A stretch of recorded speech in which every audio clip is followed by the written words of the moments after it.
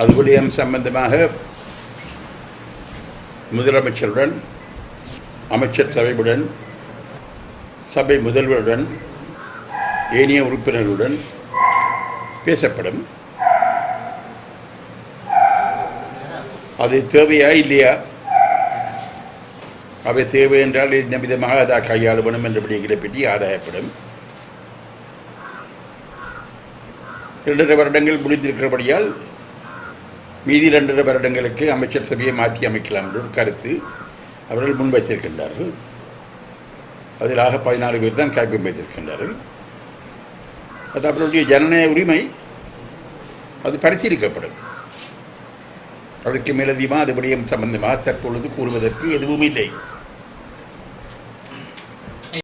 தினேஷ் குணவர்தன ஒரு பொது எதிர்க்கட்சி உறுப்பினர் தன்னை வர்ணித்துக் கொள்கின்றார். அவர் கூறுகின்ற ஒவ்வொரு கருத்துக்கும் நான் பதில் சொல்ல வேண்டிய அவசியம் இல்லை, தேவையும் இல்லை. அவர் சொல்லுகின்ற ஒவ்வொரு கருத்துக்கும் நான் பதில் சொல்லவும் மாட்டேன். வடகிழக்கு இந்த நாட்டைச் சேர்ந்த ஒரு பிரதேசம், ஒரு பகுதி.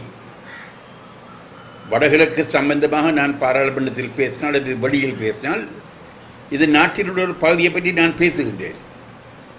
அதனுடைய அர்த்தம் என்னவென்றால் இந்த நாட்டை பற்றி நான் பேசுகின்றேன். தினேஷ் குணவர்தன வடகிழக்கை பற்றி பேசுகிறாரா? தினேஷ் குணவர்தன பேசுவது தன்னுடைய சொந்த பகுதியை பற்றி.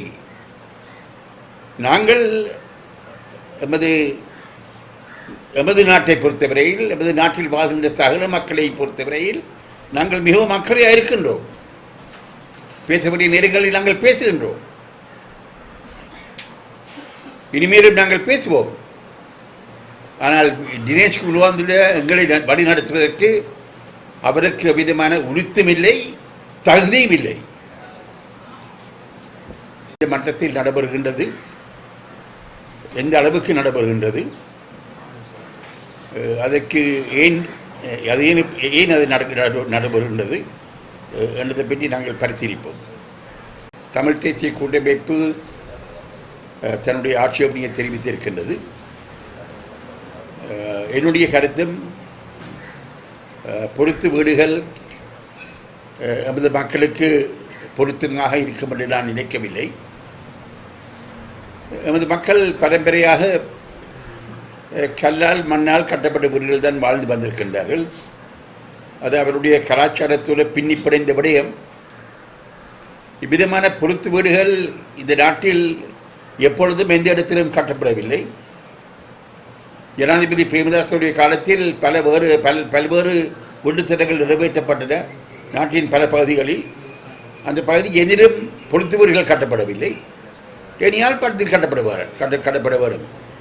அதுவும் ஒரு சாதாரண வீடு கட்டுவதைப் போல் 2 மடங்கு பணம் செலவு செய்ய வேண்டியிருக்கின்றது இந்த வீட்டை கட்டுவதற்காக. அப்படியால் அந்த கர்மம் சென்ற முறை அமைச்சர் சபை கூடின பொழுது அது மறுபரிசீலிக்கப்படும் என்று ஜனாதிபதி கூறியதாக நாங்கள் ஊடகங்கள் ஊடாக அறிந்தோம். அதுபடியும் சம்பந்தமாக நாங்கள் எங்களுடைய கருத்துக்களை முன்வைத்து ஒரு முடிவை விரைவில் எடுக்கக்கூடிய நடவடிக்கை நாங்கள் எடுப்போம். திருத்தத்தை ஏற்படுத்துவது நானே இல்லை. திருத்தத்தை ஏற்படுத்துகிற ஒரு முறை இருக்குது, ஒரு ஒழுங்கு இருக்குது. சில கர்மங்கள் நடைபெற வேணும். ஆனால் என்னுடைய கணிப்பு ஆட்சி மாற்றம் ஏற்பட்டிருக்கின்றது. மஹிந்த ராஜபக்சே வீட்டு போயிருக்கிறார். மைத்திரிபால சிறிசேன பதவிக்கு வந்திருக்கின்றார். அவர் இந்த பிரச்சனைக்கு ஒரு நிரந்தரமான தீர்வை காணுவதற்கு விரும்புகின்றார் என்பது என்னுடைய கணிப்பு. அவருக்கு உதவியாக ரணில் விக்ரமசிங்க பிரதமராக வந்திருக்கின்றார். அவர்களுக்கும் அதே சிந்தனை இருக்கின்றது என்பது என்னுடைய கணிப்பு.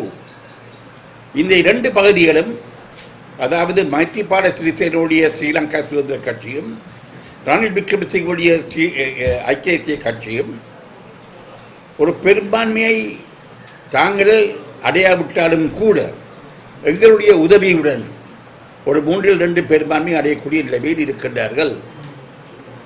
ஆனபடியால் இந்த கர்மத்தில் தாமதம் ஏற்படவில்லை. விசுவாசமாக எல்லோரும் செயல்பட்டால் இந்த கர்மம் இந்த வருடத்துக்குள் முடிவடைய வேண்டும் என்பது என்னுடைய கணிப்பு. அவ்விதமாக முடிவடைவது நல்லம் என்று நான் நினைக்கின்றேன். அவ்விதமாக முடிவடைந்தால் பிரச்சனை அதிகம் நீடிக்கப்படாமல் இன்னும் குழம்பாமல் நாங்கள் தீர்க்கலாம்.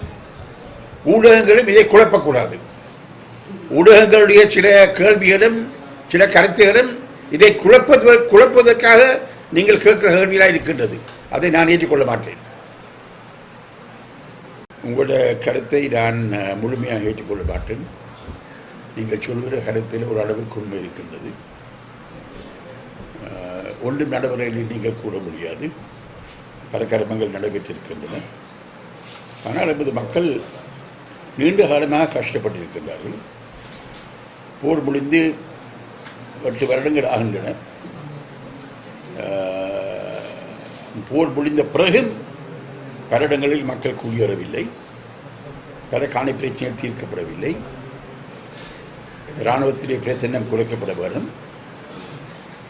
இராணுவம் தங்களுடைய மேற்பார்வையில் தங்களுடைய பொறுப்பில் தாங்கள் பாதுகாப்புக்கு பயன்படுத்தாத காணிகளை கூட வைத்திருக்கின்றார்கள். அந்த காணிகளை மக்களும் பயன்படுத்த முடியாத நிலைமையில் தாங்களும் பயன்படுத்தாமல் அல்லது பாதுகாப்புக்கு தவிர்ந்த ஏனைய கர்மங்களுக்காக பாவிக்கின்றார்கள். அந்த நிலைமை தொடரக்கூடாது. ஆனால் மைத்திரிபால சிறிசேனவால் அல்லது தற்போதைய அரசாங்கத்தினால் ஒன்றும் செய்யப்படவில்லை என்று நான் சொல்ல மாட்டேன். பல விஷயங்கள் நடைபெற்றிருக்கின்றன. மஹிந்த ராஜபக்சே ஆட்சியில் இருந்திருந்தால் இது நடந்திருக்காது. இதே போல நிலைமை 10 மடங்கு என்ன மோசமாக இருந்திருக்கும். 10 மடங்கு அல்ல 100 மடங்கு மோசமாக இருந்திருக்கும். அதே மக்கள் உணர வேண்டியது அவசியம். இன்றைக்கு அவர்கள் பெரும்பான்மையான மக்கள் மத்தியில் ஒரு குழப்பத்தை ஏற்படுத்துவதற்கு முயற்சிக்கின்றார்கள். நாட்டினுடைய பாதுகாப்புக்கு குந்தகமாக இந்த அரசாங்கம் செயல்படுகின்றது. அப்படியால் அவர்களும் ஓரளவுக்கு கவனமாக செயல்பட வேண்டிய ஒரு தேவை இருக்கின்றது. ஆனால் எமது மக்களுடைய கஷ்டம் தொடர முடியாது. இது மக்களுடைய துன்பங்கள் துயரங்கள் தொடர முடியாது. அது விடயம் சம்பந்தமாக நான் இந்த முறை யாழ்ப்பாணத்துக்கு வந்த பொழுது நான் இதற்கு முன்னறிந்திருந்த விடயங்களுக்கு மேலதிகமாக சில விடயங்களை அறிந்திருக்கின்றேன். நாங்கள் எங்களுடைய முயற்சியில் தொடரும். தீர்மானம் நிறைவேற்றப்பட வேண்டும். உண்மை அறியப்பட வேண்டும்.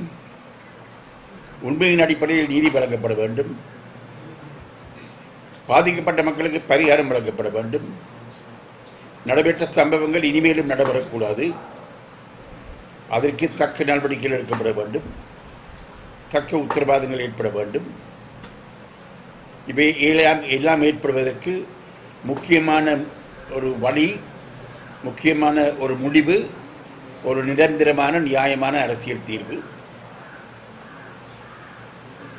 வார மாதம் ஜூன் மாதம் 13ஆம் தேதி துவக்கம் ஐக்கிய நாடுகள் சபையினுடைய மனித உரிமை பேரவையின் 32வது அமர்வு நடைபெற இருக்கின்றது.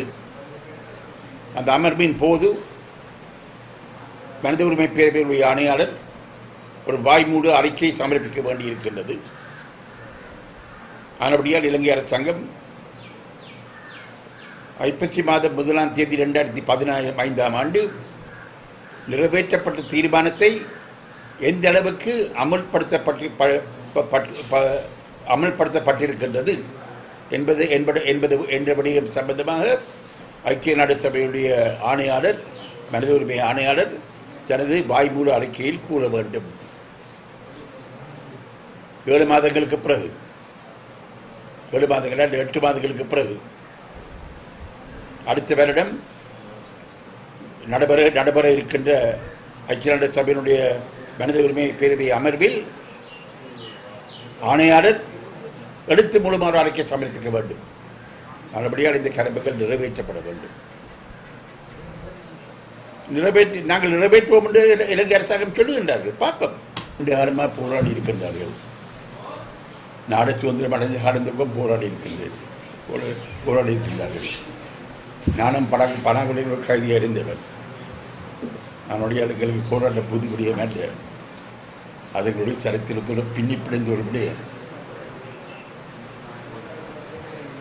சம்பூர் மக்களுடைய காணிகள் விடுவிக்கப்பட்டிருக்கிறது.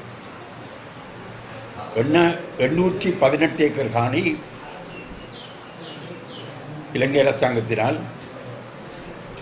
உச்சநீதிமன்றத்துக்கு கொடுத்த வாக்குறுதிகளை மீறி, பாராளுமன்றத்தில் தந்த வாக்குறுதிகளை மீறி முதலீட்டு சபையிடம் ஒப்படைக்கப்பட்டு முதலீட்டு சபையினால் ஒரு தனியார் கம்பெனிக்கு கொடுத்து அந்த தனியார் கம்பெனி வேலை ஆரம்பிப்பதற்கு ஒழுங்கு செய்து கொண்டிருந்தார்கள். இதெல்லாம் பழைய ஆட்சியின் காலத்தில் நடைபெற்றது. ஆட்சி மாற்றம் ஏற்பட்ட பிறகு அந்த பிரகடனங்கள் அத்தனையும் ரத்து செய்யப்பட்டு அந்த காணி மக்களிடம் ஒப்படைக்கப்பட்டு சென்ற வருடம் ஆவணி மாதம் பாராளுமன்ற தேர்தல் முடிந்து ஒரு வாரத்துக்குள் ஜனாதிபதி சம்பூருக்கு வந்து அந்த காணியை மக்களிடம் திருப்பி ஒப்படைத்தார். 818 ஏக்கர் காணி. அந்த காணியில் தற்பொழுது மக்கள் குடியேறிக் கொண்டிருக்கின்றார்கள். எனவே 238 ஏக்கர் காணி கடற்படை முகாம் அமைக்கப்பட்டு நிரந்தரமாக ஒரு கடற்படை முகாம் இருந்தது. அந்த கடற்படை முகாம் தற்பொழுது அகற்றப்பட்டு சென்ற வாரம் ஒரு 10 நாட்களுக்கு முன்பதாக ஒரு வைபவம் நடைபெற்று அந்த காணியை நாங்கள் மீள பொருட்படுத்தி தற்பொழுது அந்த மக்கள் அந்த காணியில் குடியேறி கொண்டிருக்கின்றார்கள். அதுக்கு மேலதிகமாக இருக்கின்ற காணி 500 ஏக்கர் காணி. அந்த காணி தான் அனல் மின் நிலையத்துக்கு கொடுக்கப்பட்ட காணி. அதில் இதுவரையில் ஒரு மாற்றமும் இல்லை. அந்த காணியில் வசித்த மக்கள் 7 பேர். அவர்களுக்கு வேறு இடங்கள் கொடுக்கப்பட்டிருக்கின்றது. ஆனால் சம்பூர் மக்கள் கூறுகின்றார்கள், அனல் மின் நிலையம் அங்கே அமைக்கப்பட்டால் தங்களுக்கு சிலவிட பாதிப்புகள் ஏற்படும் என்று. அதில் துப்புரவாக உண்மை இல்லை என்று எவரும் கூற முடியாது. அதில் ஓரளவுக்கு உண்மை இருக்கின்றது. நான் விசாரித்த அளவில் கோல் டஸ்ட், கரீபில் தூசி, ஃப்ளை ஆஷ், பறக்கும் சாம்பல், இவ்விதமான பொருட்களின் வெளியீட்டின் காரணமாக மக்களுக்கு சில பாதிப்புகள் ஏற்படலாம். இது பரிசீலிக்கப்பட வேண்டிய விடயங்கள். நொடிச்சோடையில் மக்கள் எதிர்த்தார்கள். ஆனால் இன்றைக்கு மக்கள் எதிர்க்கவில்லை. எதிர்த்த பலர் அந்த அனல் மின் நிலையத்தில் வேலை புரிகின்றார்கள். இது விடயம் சம்பந்தமாக தற்பொழுது நாங்கள் பரிசீலித்து வருகின்றோம். இலங்கை அரசாங்கத்துடன் பேசுவோம், இந்திய அரசாங்கத்துடன் பேசுவோம், நமது மக்களுடன் பேசுவோம், நிபுணர்களுடன் பேசுவோம்.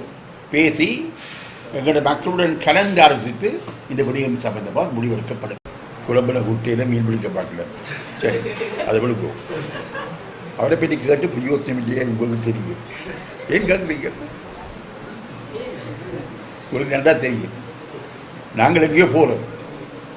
நாங்களோட பாதையில ஒரு இலக்கோடு நாங்கள் போகிறோம். நாங்கள் போய் சேர வேணும். நாங்கள் அங்கே போய் சேர்வதை தடை செய்வதற்கு பலர் முயற்சிக்கின்றார்கள். அதை எங்களிடம் பகுதியிலே இருக்கின்றார்கள். அரசியல் தீர்வு சம்பந்தமாக தம்பி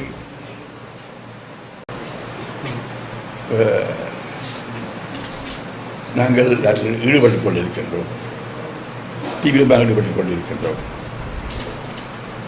எங்களுக்கு தெரியும் நமது மக்களுக்கு என்ன தேவை என்று. நமது மக்களுக்கு ஒரு நிரந்தரமான, ஒரு நியாயமான, நடைமுறைப்படுத்தக்கூடிய, நிலைநிற்கக்கூடிய ஒரு அரசியல் தீர்வு ஏற்பட வேண்டும். அது நமது மக்களுடைய இளமையின் அடிப்படையில் ஏற்பட வேண்டும். அது அவர்களுடைய பிறப்புரிமை,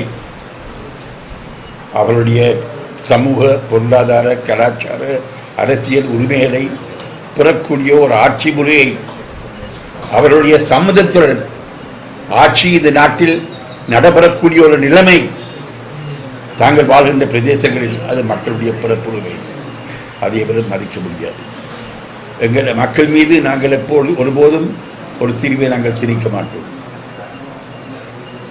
இறுதி தீர்வு உருவாகின்ற பொழுது ஒரு மக்களை வந்து சந்தித்து எங்கள் மக்களுடைய சம்மதத்தை பெற்றுத்தான் அதுக்கு என்னுடைய சம்மதத்தை நாங்கள் கொடுப்போம். நன்றி.